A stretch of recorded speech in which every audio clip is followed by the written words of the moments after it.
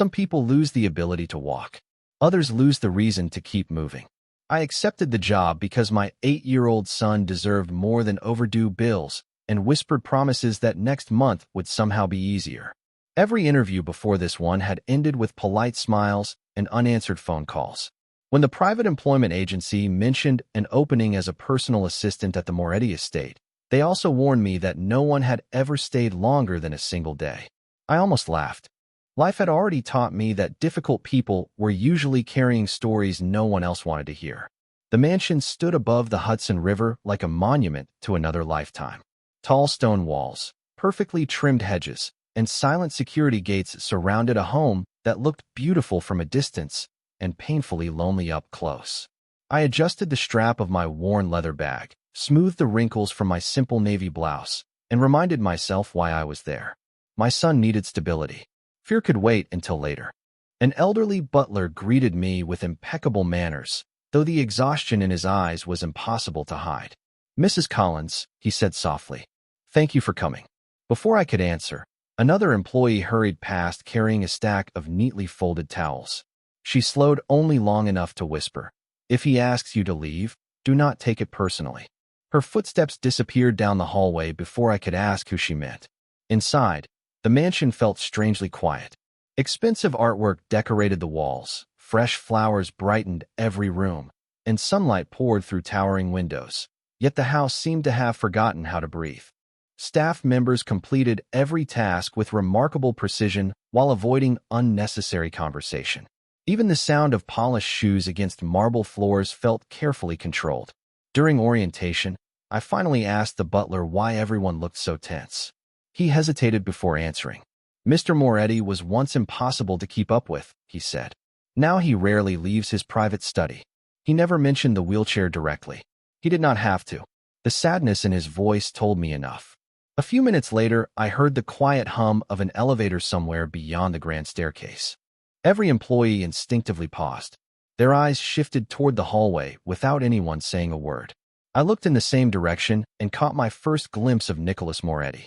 He sat in a sleek motorized wheelchair wearing a charcoal sweater instead of an expensive suit, his dark hair perfectly combed, his blue-gray eyes fixed on the documents resting across his lap. He never looked at the people standing nearby. He simply continued toward the study with calm determination, as though the rest of the world had already disappeared. The silence he left behind felt heavier than any angry voice could have been. As everyone slowly returned to work, I found myself staring at the closed study door, wondering how a man surrounded by everything could still look like he had lost the one thing that truly mattered.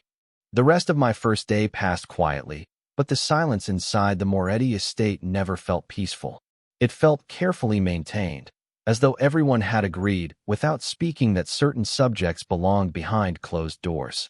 The butler handed me a neatly typed schedule explaining my responsibilities. Organize correspondence. Prepare the study before 8 each morning. Coordinate appointments. Make certain fresh coffee was always available. Every task sounded ordinary until I noticed one sentence typed at the bottom of the page. "Do not insist if Mr. Moretti refuses assistance." "Does he always refuse?" I asked. The butler offered a weary smile. "Almost always." After lunch, I carried a stack of business reports toward the private study. The hallway smelled faintly of cedarwood and fresh coffee, while afternoon sunlight stretched across the polished floor through tall windows overlooking the Hudson River. I knocked softly. "Come in," a calm voice answered. Nicholas sat behind an enormous walnut desk surrounded by orderly stacks of documents and computer screens displaying financial reports. The wheelchair almost disappeared beneath the desk, as though he preferred the furniture to hide what life had changed. He never looked up while signing another page. "Leave everything on the table," he said evenly. I placed the folders exactly where the schedule instructed before noticing a cup of coffee sitting untouched beside him. The steam had already disappeared. "Would you like a fresh cup?" I asked politely. "No." His answer came without hesitation. "This one is cold." "That is correct. I can make another." He finally lifted his eyes toward me. They were strikingly blue-gray, intelligent, but carrying a tiredness that reached far beyond physical exhaustion. "Mrs. Collins," he said calmly, "people spend too much time trying to solve problems I already understand." I nodded. "Maybe."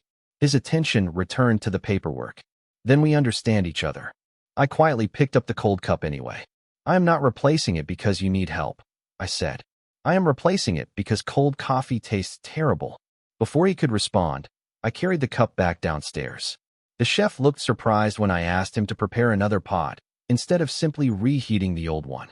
A few minutes later, I returned with freshly brewed coffee, placing it beside the keyboard without interrupting his work. Nicholas glanced at the cup, but said nothing. I turned toward the door, believing the conversation had ended.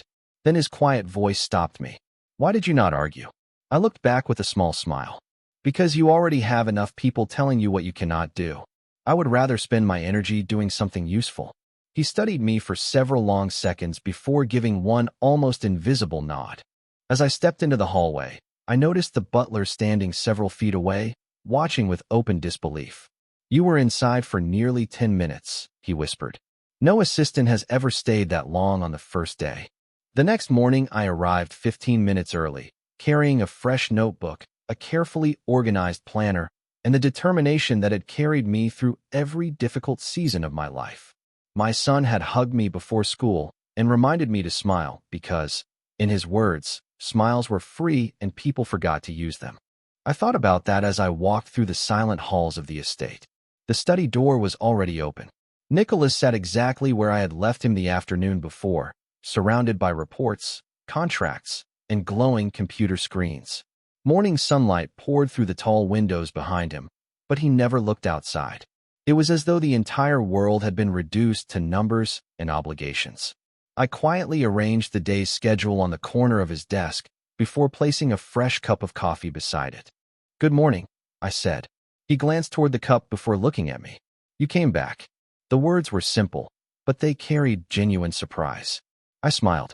I said I would. He lowered his eyes to the planner. Most people promise more than they deliver. I learned a long time ago that children notice broken promises before anyone else. He looked at me for a moment, curiosity replacing distance. You have a child, an 8-year-old son. He nodded once without another question, respecting the boundary as naturally as breathing.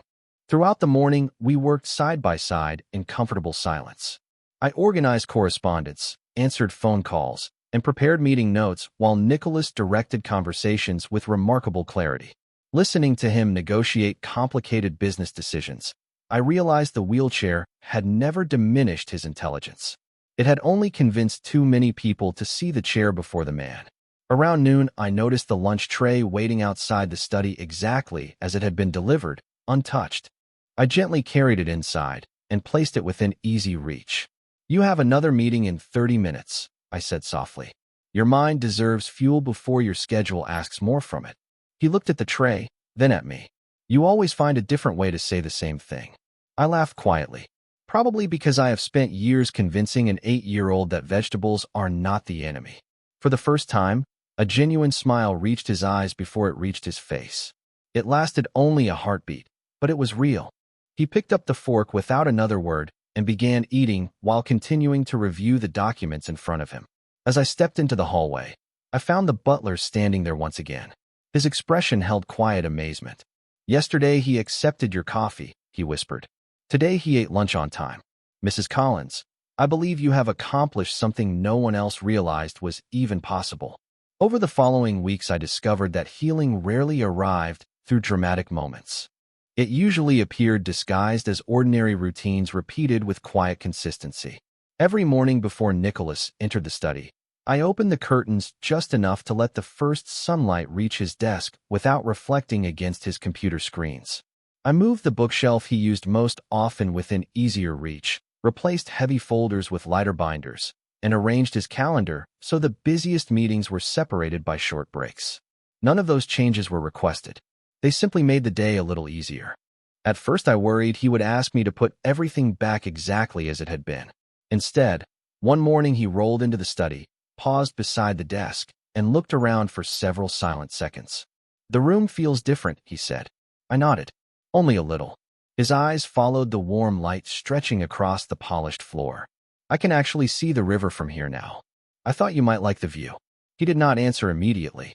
He simply turned his wheelchair toward the window before beginning another day of work. That quiet moment somehow felt more meaningful than any speech could have been. The rest of the household noticed the changes as well.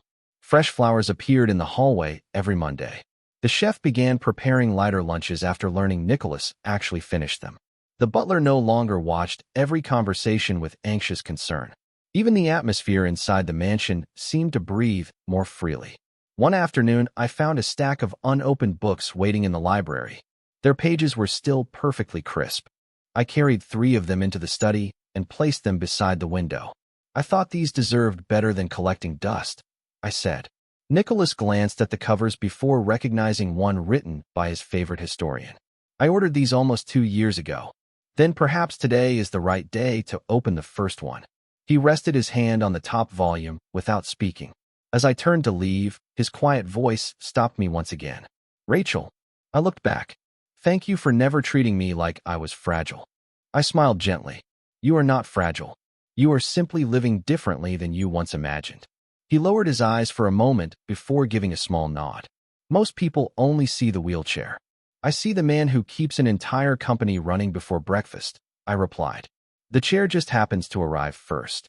For the first time since I had entered the Moretti estate, Nicholas laughed softly without hesitation. The sound carried through the open study door and into the hallway beyond. Moments later, the elderly butler passed by holding a tray of fresh tea. He stopped, closed his eyes briefly, and smiled to himself, as though he had just heard something he feared the house had forgotten forever. One rainy afternoon, I walked into the library searching for a misplaced contract and found something I had never expected to see. A grand piano stood near the floor-to-ceiling windows overlooking the Hudson River, its polished black surface hidden beneath a thin layer of dust. The room itself looked carefully maintained, yet the instrument seemed frozen in another lifetime. I reached out and gently brushed my fingertips across the lid, leaving a narrow, clean line through the dust before quickly wiping it away with a soft cloth. I never lifted the cover. I never touched the keys. Some things deserved respect before curiosity. No one has cleaned that in years. Nicholas's voice came quietly from behind me. I turned and saw him waiting in the doorway, his wheelchair perfectly still. I was only removing the dust, I replied. He slowly guided himself farther into the room, his eyes resting on the piano rather than on me. It used to be the first thing I saw every morning. I waited, sensing he wanted to continue. Before the accident, he said softly, I played every evening after work.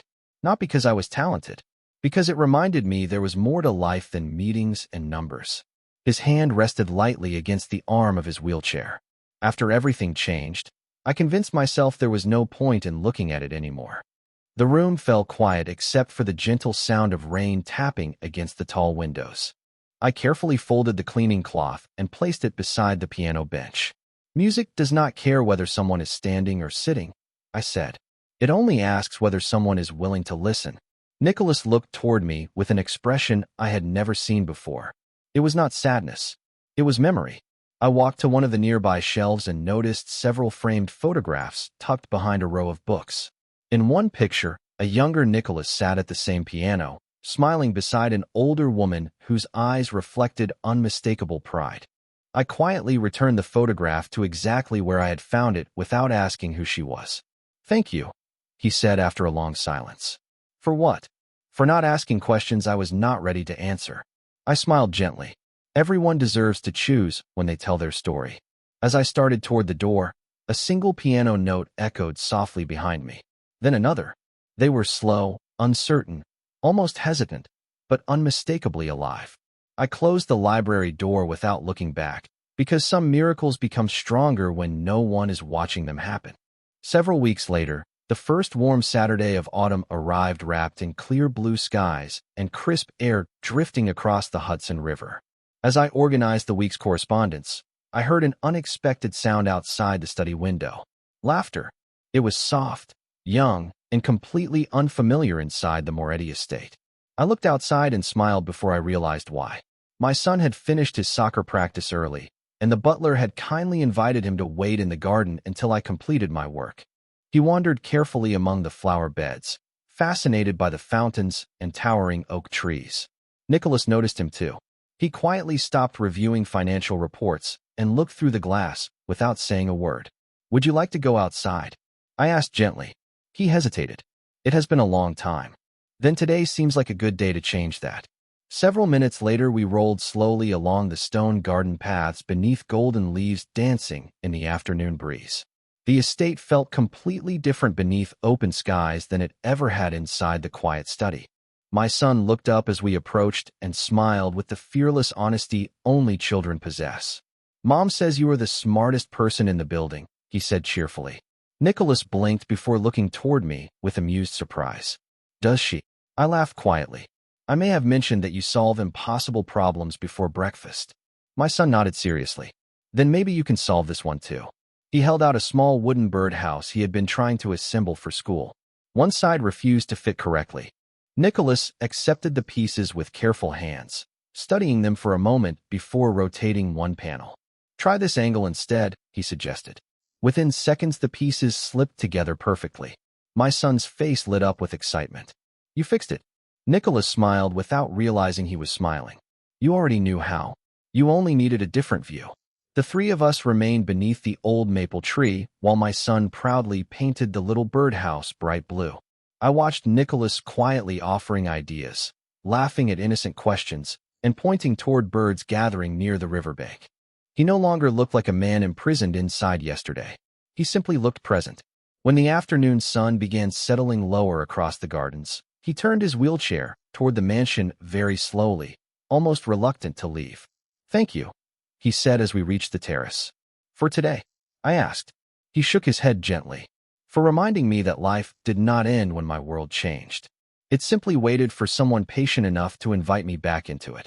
As we entered the house, I noticed every member of the staff watching from the windows with quiet smiles, because for the first time in years, the Moretti estate no longer sounded like a museum of silence.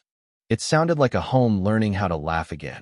Autumn settled gently over the Moretti estate, painting the gardens in shades of gold and crimson while cool morning air drifted through the open windows of the study. By then, our daily routine had become almost effortless. Nicholas no longer ignored breakfast. He scheduled short breaks between meetings without being reminded. Sometimes, when the afternoon sunlight reached the piano in the library, I would hear a quiet melody floating through the hallway before disappearing again. It was never a full song, only a few notes, but they were enough to remind everyone that hope had found its way back into the house. Then, one Thursday afternoon, my phone rang while I was organizing the next week's appointments. It was the principal from my son's school. A new educational program had accepted him, but the opportunity came with one condition. We would need to move much closer to the school before the following month. The apartment near the campus was affordable, but the daily commute to the estate would become nearly impossible. I thanked the principal before ending the call, then sat quietly at my desk for several minutes. Sometimes life offered two beautiful blessings that simply refused to fit into the same future. That evening, after everyone had left for dinner, I remained alone in the study writing a letter by hand. I thanked Nicholas for trusting someone who had arrived as a stranger. I thanked the staff for welcoming both me and my son with kindness we would never forget. Most of all, I thanked the quiet house that had slowly taught all of us how to breathe again.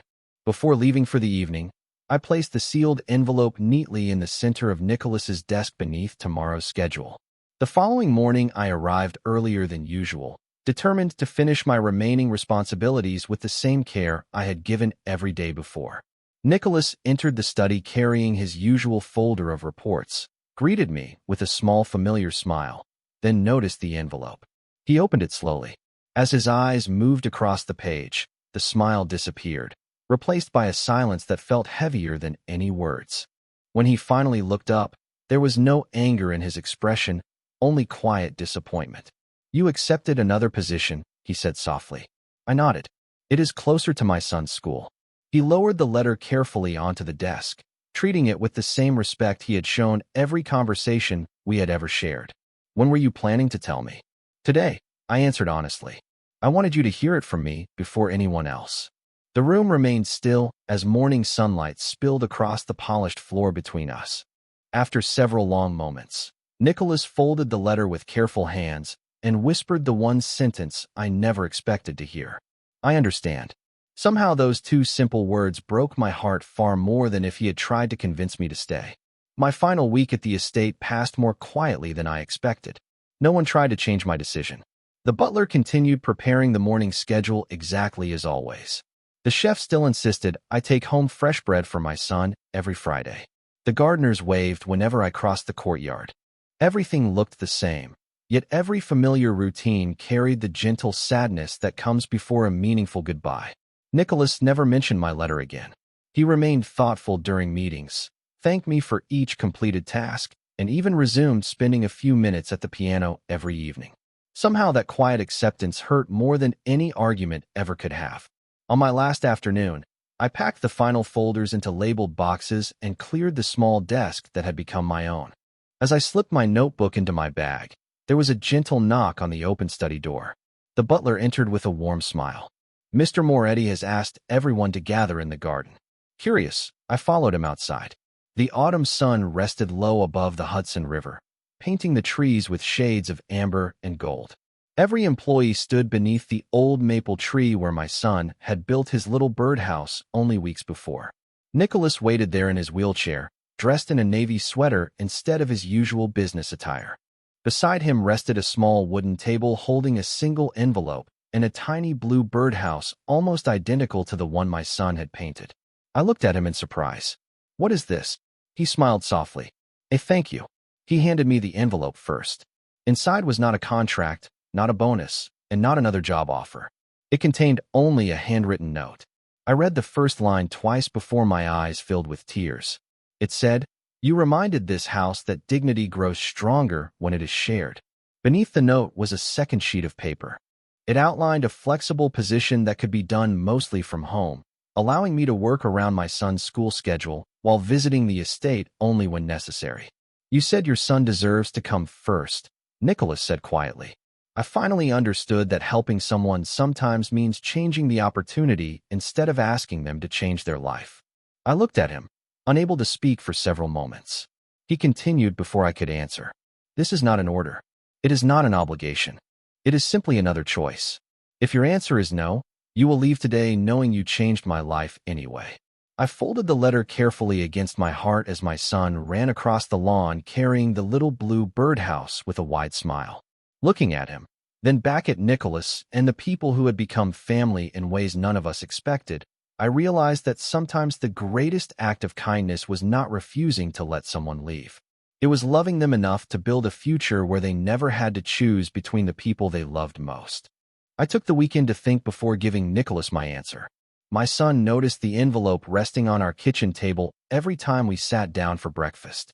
Finally, on Sunday evening, he looked up from his homework and asked the question I had been avoiding. "Mom, do you smile more because of that place?" Children have a way of seeing the truth before adults find the courage to admit it. I looked out the apartment window as the sunset painted the buildings in warm shades of gold. "I think I smile because of the people," I answered honestly. He grinned. "Then maybe we should not say goodbye to people who help us smile." Monday morning I drove back to the Moretti estate carrying nothing except my work bag and a homemade apple pie that my son insisted we bake together. The familiar gates opened slowly, but this time they did not feel like the entrance to a workplace. They felt like the beginning of another chapter. The butler welcomed us with genuine happiness. The chef immediately disappeared into the kitchen, promising to make hot chocolate for my son. Even the gardeners waved as though we had returned home after a long journey instead of a single weekend away. I found Nicholas waiting in the library beside the grand piano. Morning sunlight poured through the tall windows, reflecting across the polished floor and filling the room with a warmth that had not existed when I first arrived. He looked at me with quiet patience, never asking for an answer before I was ready to give one. I walked over and placed the apple pie on the nearby table. "My son says homemade desserts should never arrive empty-handed," I said with a smile. Nicholas laughed softly before looking at me again. "And what does his mother say?" I took a slow breath. "She says she would like to accept your offer." Relief spread across his face so gently that it almost looked like gratitude. "On one condition," I continued. "My son will always come first." He nodded immediately. "He should. And I am not returning because I feel obligated." "I know," he replied. "You are returning because you chose to." At that moment my son wandered into the library carrying the little blue birdhouse, asking where it should be placed. Nicholas pointed toward the large oak tree outside the window. Together we rolled into the garden beneath a bright autumn sky, where the three of us carefully hung the birdhouse on a sturdy branch. A pair of small birds landed nearby almost immediately, filling the quiet morning with cheerful song. I looked at Nicholas as he listened with peaceful eyes, then at my son laughing beneath the golden leaves, and realized that none of us had been rescued by miracles. We had simply been changed by ordinary kindness practiced every single day. Looking back now, people often say I saved a powerful man who had forgotten how to live. The truth is much simpler. A lonely heart opened its door, another weary heart refused to walk away, and together we discovered that hope never asks whether someone can stand before deciding they deserve a beautiful future.